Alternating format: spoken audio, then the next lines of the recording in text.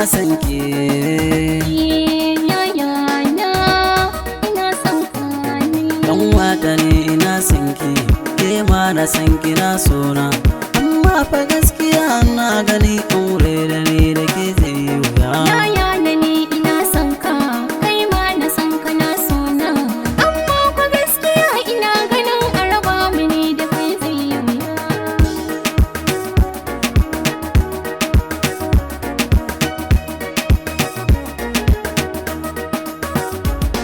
Komai na duniya an za kai kanwa ta sanya zallalla. A raba mu ni da kai zai yi wuya. Abin da ke tsakaninmu na tuna kamar na yi kwalla.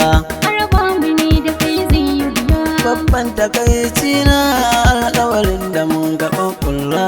A raba mu ni da kai zai yi wuya. Akasin da ke ciki ina ganin aure da ni da ke zai yi wuya.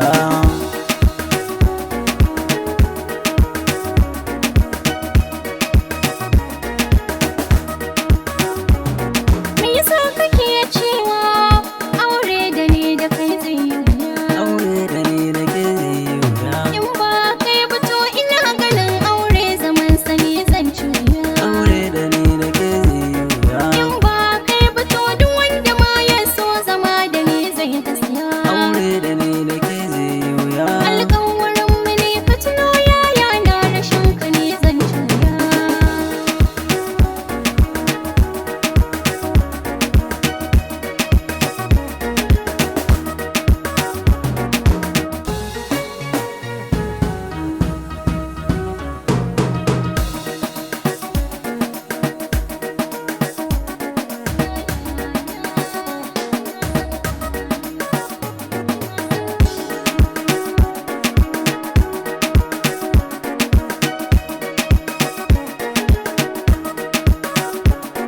Kanwata ni ina son ki a zuciya take shigen rushe A na. raba mu ne da kai zai yi wuya. Babban abin da na fi so a wurin mu da ni da ke a ce an A zauna.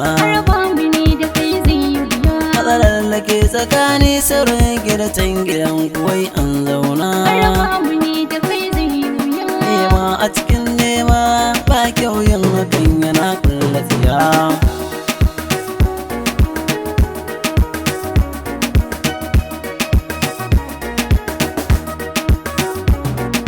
San da cewa tanka ba aiwa katanga sai dandi. Aure da ni da ke zai yi wuya. Ba wanda ya san mai za a yi gobe sai ta bara Allah masani. Aure da ni da ke zai yi wuya. In dai akwai amana ta ya za a yi ruwa ya macin na gwani. Aure da ni da ke zai yi wuya. Zan so ka kama hannuna duk tafiyar da babu kai zan gajiya.